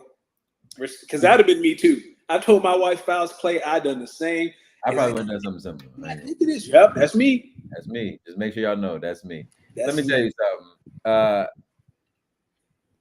Yes, everyone wins here. And shout out to Klay and shout out to Donovan Mitchell because love wins. Love wins. Love wins. Speaking of winning, what are your thoughts on Cooper Flag, Ace Bailey, some of the other draftees from the Summer League that were able to get some action in? Before I start the Cooper Flag session, Bronny, I see you. He getting better. You see his vision in the NBA. Yeah, Bronny, I see you. And he locked up Cooper Flag night one, like that first game. Bronny is going to be a really good defensive player, and I think if his offensive game comes along, Bronny might be.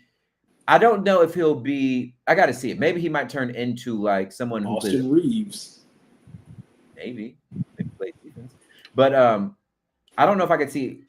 I don't know if Bronny turns into a max player. I hope he does. That'd be awesome. Yeah. But what I can definitely see is Bronny turning into a great role player. Derek White type. Like a Derek White type beat. Bronny. I could definitely. KC, well, he's not as long as KCP, Pauls, but yeah, I think Derek White's a great comp. Yeah. Cooper Flag, talk to me. 30. I know you're talking about the second game because that first game, the Lakers had been hell. So I know you're talking about that. First game he struggled. Then he came back against the Spurs. Third, he played so well. The Mavericks said, "Thank you, son. Go on. We'll see you in the regular season. See you at camp." Yeah. No need. We don't need anything else. One. Hey, man. I know we talk about small ball, and the Mavericks like, nah, we going big. I'm very intrigued to see how this works because other teams are trying to go big too, right? Houston has gotten bigger. San Antonio was bigger. Like this trend of NBA, like small ball positionless basketball. And I was like, nah, big people beat up little people. That's the old Chip Kelly philosophy. And it's interesting to see how teams are going back to that. Like, nah, give us some big people who can guard, and let's go beat people up. Let me ask you this. When you look at this Mavs team now and how they're constructed, do you miss 77? Oh, yeah. Oh. It wouldn't happen if Luka was there. But a lineup of Kyrie, Luka, Cooper, PJ, not even, because you have to put AD at the 4 and Lively at the 5. Dog, Luka just throwing lobs. Who over there? Somebody at the rim? Well, listen. It sounds like if you let Clutch Sports tell it, we gonna get a LeBron to Dallas trade. Yeah, I don't want that. Go ahead. This is the scary part of, like, once the league know who the mark is, and everybody know Nico the mark, like, Rob is going to rob him for PJ. He's probably going to get Daniel Gafford. He's probably going to get a draft pick. Like, I don't know why people even keep reporting it. I don't think LeBron's leaving LA. And he shouldn't. Don't go LeBron. Stay with Luka one more year. Grass is not always greener. No, it's not green in Dallas. Because you could go to Dallas, but what's the team you coming to? Because they're gonna have to give up assets, dog. You a $50 million player, and they got to match. Stop. They got to match salaries. So yeah, Gafford, PJ's due for an extension, so I guess you can sign and trade him, and that might be your $50 million. Yeah. Well, Gafford and PJ for LeBron straight up, and probably it's gonna be some picks in there. Don't you worry. Rob is gonna live up to his first name. What do you want? I don't know. I'm talking about my dog. To answer your question, I don't think LeBron's going anywhere. I think he's staying in LA. I also don't think many GMs in the league not only want to trade with the Lakers, but want to trade for a player that's in his 23rd season, and you'd be asking him the assets you'd be giving up. You'd at least want him for his 23rd, 24th, and maybe 25th season. Are you sure that a person's going to want to play a quarter of a century of basketball at that level? Because it's not like LeBron is a scrub coming off the bench. If he went to the Mavericks, he'd be the Mavs' primary ball handler until Kyrie came back. I don't think he'd want to do that. I don't think he wants to do that. Yeah. Oh, man. Speaking of standouts, I did have one standout. Did you see that dunk? Yes, I did. And the dunk, crazy. But that photographer, he got a fast track ticket to hell for that picture. Oh, he going straight to hell. You know that was one of them when he looked at his camera after he snapped this one. Got him. He fucking got him. I know he sold that one to the NBA almost immediately. Yeah. That poor guy. That felt racist for real. I'm gonna be honest with you. There's two ways I'm responding to that dunk if I'm him. I'm either coming out of halftime like Shaun White or like Mekhi Phifer and White Men Can't Jump.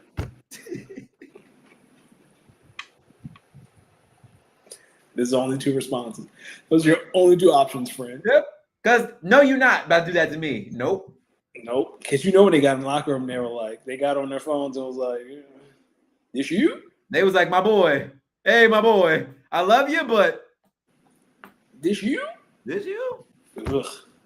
All right, let's get into the W. Ryan Howard injury, Asia sprained wrist. Danny, talk to me about some of these WNBA headlines, my brother. Yeah, so Ryan Howard got hurt last week. She hurt her knee. She had to get carried off the floor. She comes back after halftime with this gigantic knee brace on. She plays the entire game. She plays against New York Sunday. And now all of a sudden, she's out for the rest of the month. I'm intrigued to know what the injury is. I don't think Atlanta has told us yet. But, yeah, like that injury happened late last week, and she played 2 more games on that knee. So she probably tweaked it. Asia sprained her wrist. She sat out against the Mystics. She played again, I believe, Saturday. Had the best game of the year for her. She sprained her right wrist. She's a lefty, so it really didn't matter. What else was going on? Caitlin versus Paige. Yeah, Caitlin. The Fever beat the. Did you watch that game? Yeah. They beat the piss out of Dallas. And now Dejanay's coming off the bench. Told you at the beginning of the year, you can't play 3 small guards because any team with a decent big is going to slaughter you. That's what's happening to Dallas. You're getting slaughtered by teams who can rebound. They keep playing these small guards. Enrique playing like shit. But Caitlin is too. Caitlin playing like ass. Like she has been hurt. I think she's shooting 28% from 3. She is having the worst stretch of her career. And true sophomore slump? Yeah, I mean, it's the same stuff we talked about when she entered the league. She's not playing defense. Her dribble is too loose. She's turning the ball over. Teams have figured out Like she loved to shoot that three going to the left, so then make it go right. And they're being physical and getting in her head. Like, she has very Luka tendencies. We talked about this last week. She is very Luka-like in her demeanor. You know, it's funny. I forgot what clip I was watching or what. I just saw a tweet of someone basically like, "Yo, do you want to defend Caitlin Clark? This is how you do it." And I'm just watching clips of teams that are literally they just moving with her left. She ain't got nothing when you. She ain't got no mid range. She ain't got no floaters. It's either a three or she driving to the basket. Yep. So people who cut her off from that left side and make her kind of go right. I've seen it. And then back to like the Luka thing. Like there's a clip of her. I think someone's bringing the ball up. She's calling for it. She doesn't get it. She throws a little temper tantrum. She gets it, turns it over immediately. Like shit like that. That'd make me tight. That make me so tight. What about Angel Reese? Angel, you put this in there. She a top 10 player. Let's talk about it. I'm with you. She one of them. Listen, I don't know if you want to call her Angel Duncan or Angel Garnett or what's his face? I criticized her at the beginning of the year. Like she said she did all this work with Lisa Leslie, and I was like, I don't see it. Buddy, that game Saturday, I forgot who they were playing. Oh, Minnesota. She gave Nafisa Collier a fit. She hit her with the in and out dribble and then like a little fadeaway. I said, excuse me, Angel. I did not know. She nice. I apologize. She nice. She the only player Nafisa Collier can't guard. She a problem. She a problem. Angel, I'm sorry. I'm saying, listen, Angel, one of these days we're gonna get Camila Cardoso off your team, and we're gonna supplement that. And you can cook. We're gonna supplement that. Camila, boy, some days she be looking like that, and other days she don't be looking like that. She left the team to go play in Brazil, like the WNBA, the only league. So you know, have like Team USA won. Is it FIBA? I want to say it's FIBA. Yeah, Camila left Chicago to go play for Brazil. When was this? 3 weeks ago. And during this stretch, Angel Reese has been going absolutely bananas. Because Brazil got second place to USA because Hannah Hidalgo was there. Yeah, I want to say it was like the FIBA. Yeah. And Angel Reese during this time has been going absolutely bonkers, which means there's a chance that when Camila comes back. I mean, Camilla's back. But yeah, I just don't think those two can play together. They call them the skyscrapers. That's cute. I don't know, man. I don't think so. Speaking of the Lynx, they cut who? Alyssa Peely. So funny story about that. Minnesota was on the clock and could have drafted Angel Reese, but they traded back with Chicago and they drafted Alyssa Peely. Do you remember the girl from Utah 2 years ago? The big girl. Last year, big girl from Utah. She's Samoan. She was from Utah. I thought she played at Iowa or something. Or she played at Utah. She played at Utah. I know you're talking about Oklahoma. I think she comes out next year. No, Alyssa Peely played at Utah. Again, this is the only league where a top 10 draft pick gets cut 14 months after they get drafted. So I'm glad the league is expanding because she never really got the chance because she plays behind Nafisa Collier. So I hope she finds a spot on the team. It's just a cold business, man. Again, like I can't think of another league where a top 10 pick gets cut 14 months after being drafted for something that's not, a legality. They did something off the court that was illegal. Do you know with the addition of these new teams, if it will come with more roster spots or not yet? Yeah. So I think that's part of the we're going to talk about the CBA in a second. There really aren't any updates, but I think that's something the players are bargaining for is more roster spots, right? Because I think a WNBA team has 12 spots, maybe 13. But how many you add in 5 teams over the next 5 years? So in theory, what's that? It's 5 times 12, 60. You add another 60 slots. So stuff like this can't happen. So hopefully that kind of alleviates. Okay. See, in that case, I see the argument on both sides from the owners and the players. Mm-hmm. The players looking at it because they're traumatized by their experience of not having enough roster spots. The owners are saying, okay, we can solve that by just making more teams. That way, I don't know. I would say expand rosters 2 spots. So 1 or 2, 13, 14, and then every team. I would expand it by 1 spot because I'm giving y'all, there's going to be 60 open spots there's going to be 5 new teams. So, I don't know. And those teams are going to have to draft from current teams. So that's going to open up. Maybe two. So I'm intrigued to see. Yeah, the last week we talked about collective bargaining. The first offer from the league was denied by the players. They felt like it was a slap in the face. I don't think anyone's returned to the table. I think the big one here for you is I think your girl Cam Brink is on her way back. I think she said early August. The Sparks waived somebody. The rumor is to make room for Cam. When did she get hurt? She got hurt last year. She got hurt like game 2 last year, game 2 or 3. So she's been out a solid 12, 14 months with this knee injury. Other than that, the WNBA All-Star is this weekend. All-Star Saturday. Friday night the game is Saturday. The other festivities are Friday. I think the only thing that people that really care about is the 3-point contest. It's in Indiana. I think it's Caitlin, Sabrina, Alicia Gray, Kelsey Plum, and who's the 5th person? While you do that, the Fever and the Sun are playing right now. It is currently 58-53 Indiana. Apparently, there's a lot of hype behind this game. I think this game's being played in TD Garden, for one.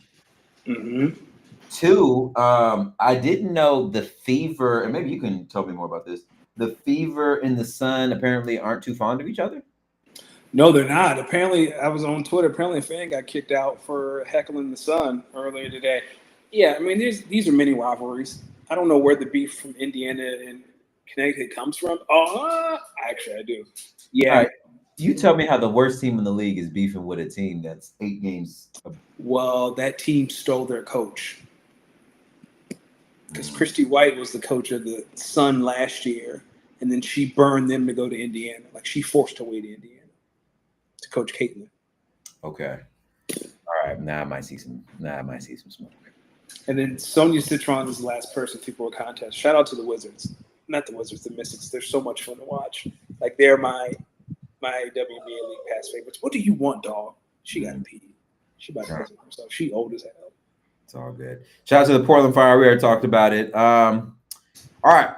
We'll get through wrestling pretty fast. We talked about Seth versus LA Knight. Man, sucks for Seth. That's a tough one because he's already had a few knee injuries in the past, along with some back injuries. I'm gonna be honest with you. We might be We might be in the last 4 or 5 years of Seth Rollins' career. I think it's coming to that end. Randy versus Drew McIntyre. Randy Orton won that match, which now sets up Jelly Roll and Randy Orton versus Logan Paul and Drew McIntyre. I'm gonna let the world know, Triple H, we don't have to. Next. We don't have to use Who the fuck is Jelly Roll? Is it country music singer? I don't know. Next. Solo keeps his U.S. title defending against Jimmy Uso. Jacob Fatu came back. Listen, I'm all for it. I think we're gonna get Solo versus Fatu 2 at SummerSlam. I think Steel cage, gotta be in the cage. Yeah, gotta be in the cage. I'm gonna be honest with you. I think the build up to this rematch is gonna be funny between Jacob Fatu's physical antics and Solo Sikoa just being a fucking comedian up there. He's the best. And then Gunther versus Goldberg. Not gonna hold you. This match went longer than I thought. Me too. Shout out Goldberg. 17 minutes. I think someone timed it. Yeah. So shout out Goldberg. The second funniest part, Goldberg. You thought they loved you like Kobe? No, sir. No, they don't. They cut my man's speech mad cold. He out here taking bumps and all, running through the barricade. Couldn't even let them. And Hunter said, "Thank you. Goodbye." Cut that shit out. Cut the plug. I heard a lot of the last like hour or so had to get because of the Seth injury. I don't even think about that, but when someone gets hurt like that live, yeah, you got to cut it. You gotta fix that match on the fly, and you gotta think about the repercussions of that match, and you gotta think about what happens the rest of the night because that might have some implications. It's crazy. And shout out to CM Punk for becoming the new number 1 contender last night to take on Finally. And the return of Roman. Yo, Roman has such a draw. As soon as you hear that music, you just be in your living room throwing up the one. It's like, damn, he wanted them. Evolution. Evolution was way better than I thought it was going to be. That was a really great card. Becky Lynch versus Bayley versus Lyra Valkyria. Great match. Shout out to Becky for wearing red and yellow like Hulk Hogan. Like Hulk Hogan. Becky Hogan. I mean, yeah, Becky Hogan. Tiffany Stratton versus Trish Stratus. That was just a filler match before Tiffany versus Jade. Yeah. Tiffany, get ready to get your ass beat. Yeah, it's gonna be so fun to see Jade win that championship at SummerSlam, and then Jade versus Naomi at Crown Jewel. They get it on. Well, I'm telling you, Naomi's gonna win that next one. We're building to Jade versus Bianca at WrestleMania. Ooh, that's gonna be good. Speaking of Bianca, I believe she was the special guest referee in Jade versus Naomi, in which Jade won. And I was like, damn, they haven't let Naomi beat her once. I wonder why. Now we know why. Now we know. Because later that night, Io Sky, Rhea Ripley. Well, we'll get to that. Before we get to that, the other showstopper, the Fatal 4-Way Women's Tag Team match. I can't remember all 4 teams off the top of my head, but Judgment Day, Raquel and Roxanne Perez, they retain. Boy, this is going to be so messy once Liv comes back. Can we take a moment? Because I have complained about Charlotte Flair for years. Alexa Bliss has made her likable. It's so nice to have Charlotte in a story that does not revolve around the women's title. It's refreshing. I like it. It's been good story building. I like it. I think they're eventually going to win the tag team titles. And then that article she wrote for the Players Tribute did more for her than anything she's ever done in the ring. What was the article? She talked about a lot, but she talked about when Tiffany talked about her divorce and how like she was blindsided by that. Remember when Tiffany, the build to WrestleMania, she was like, "Yo, you 0-3 in marriages." Do you remember that bar? That now. Yeah. She was upset about that for real? Yeah, because that was unscripted. Like Tiffany went off script on that one. Hey, Tiffany, we talk shit the same way. Because we talk shit. Tiffany Stratton, we talk shit the same way. I gotta figure out when our birthday is. Because that's one of them bars that I would have said. So Charlotte was like, I didn't think the crowd was laughing or, making fun of Charlotte. Because her real name's Ashley. She was like, I felt like they were making fun of Ashley and I was just embarrassed and it hurt. So that all you gotta do is humanize your girl because everyone think your daddy just called Hunter and boom, you in a title match. All right. Yes, Charlotte, I empathize with you because you're right. But that was funny as hell. It was 0-3 in marriages. Yo, all right. Well, let's get to it. So, congratulations to Judgment Day. Naomi cashing in the middle of a spectacular match between Io and Rhea. That is, I loved it. That was great. We both know Naomi's not losing the belt at SummerSlam, so that leaves the door open for another Io Sky versus Rhea Ripley match. That just leaves so much open. But I feel very confident that Naomi won't be losing the belt at SummerSlam, which then lets me say, hey man, Hunter must have told that household that only one of y'all can hold championships at a time. Both of y'all can't do this. Because damn Jey Uso, damn Jey Uso. Damn. Can we talk about Naomi's racism last night on Raw? Oh, when Io Sky said something, she said, I don't know what the hell you just said. Hey, black people, that is what we do. I can't believe Hunter let her get that off. Well, I wonder if that was – I can't believe. Well, here's the thing. I feel like on Raw versus like on SmackDown, which is on USA, I feel like because they have that Netflix, they can get a little edgier. I can't believe. I feel like you can definitely get a little edgier on Netflix because just to have this is a paid subscription to begin with. So you said, I don't know what you just said. Yeah. I'm just thinking about it. This is low key behind the paywall because you have to pay regardless to access Netflix. So Netflix is saying, hey, the motherfucker wants to complain but still spend that $20 a month. Send their complaints right to this email right here. We'll get to it. Fair enough. We'll get to it. All right. Last couple things. Derek Lewis. I don't know if you watch UFC. Derek Lewis he won that UFC Fight Night main event, and the announcer asked him, well, what's next? Thinking, and talking about opponents. Uh-huh. What do you think his response was? The next person he wanted to fight? He said, shit, my wife. I ain't seen her in about 8 days. He said it's time for some ground and pound. No, he didn't. He did. This is the post-fight interview. Whole arena just started laughing. Is this a black man? Okay. Is he he's fat? Yeah, he's a heavyweight too. Okay. He is a little heavier set in the UFC, and he was fresh off of knocking a dude out first round. I'd say something similar. I'm with him on that. I'd say something too.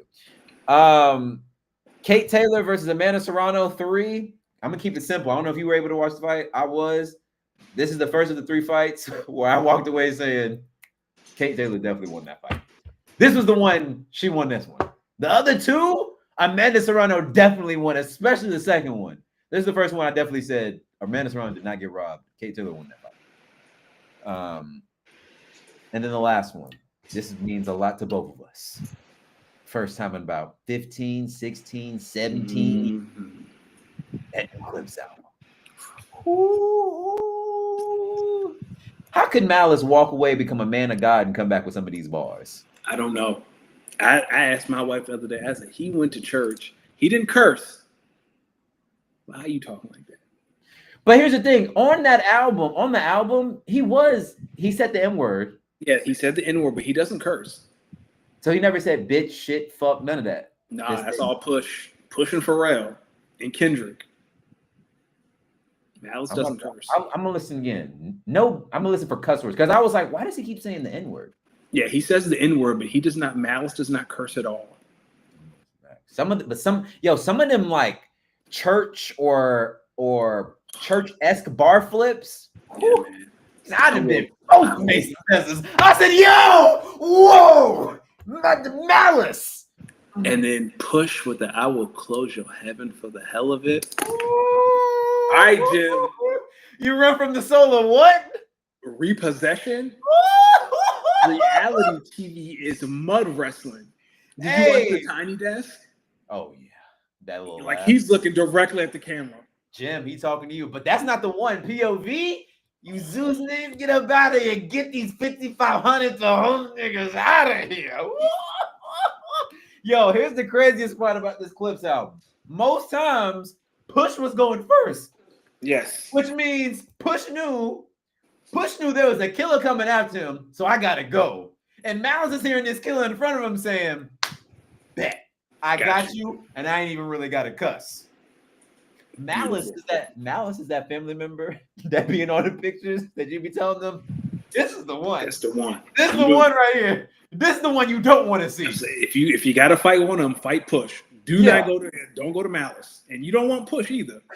Hey, I be telling people, look, of all the people in my immediate household that you want problems with, I'm the one. Because I might be a little diplomatic, but my father and my youngest brother, they so similar. Listen, my father, now granted, my father, he's changed his ways. He's getting better now. But my father, back in his younger days, he was Malice. Yes, no malice. He was no malice, and he cussed. And he got, listen, shout out Clips, man. That's a beautiful album. I'm gonna be honest with you. I've loved that album so much. I have not listened to any new other music. Neither have I. I haven't listened to anything. Have been meaning to get to this new Bieber. I forgot who else dropped. I just got a notification 15 minutes ago. Caitlin Clark spazzed on the ref. I got it. I can't wait to see that one. All right, brother. We did it, man. This is a great one. Let the people know where they can find you. Find me on the Bird app and Blue Sky, Danny Ocean 41. You can find us at speakonunderscorepod, Twitter, TikTok, IG. You can also send us your email, speakonunpod14@gmail.com. We do this every single Tuesday at 7:30-ish. And D, where can folks find you? You can find me at Los Deemix. That's LOSDEEMIX. One other thing I want to say about this Clips album. It took me 4 or 5 listens. No, first listen, I listened to the whole thing all the way through. It took me like 4 or 5 attempts to get through the first song because I kept crying. That is fucking deep. That is deep in a great song. By like the 6th or 7th time I listened to the album, now I can listen to that first song and not get too emotional. So now I can say, yo, to make a song about your two parents and I'm tearing up now talking about it. For you and your brother to one of y'all have to take a parent. Did you notice that? Did you know that? Yeah. He had the dad and Push had mom. Listen, Push went absolutely crazy. But this Malice verse, yo, dog. Some of these bars in here, I was like, yo, dog. So we didn't talk about it, but he had that one bar. It was like, you had everything covered, so imagine finding bass in the cupboard. Dog, tears were rolling down my face. I said, yo, Malice, you cold. Bars. You cold. All right, ladies and gentlemen, we'll be back next Tuesday. Y'all have a great one. Make sure you speak on an A and think before you say it, because you might regret it.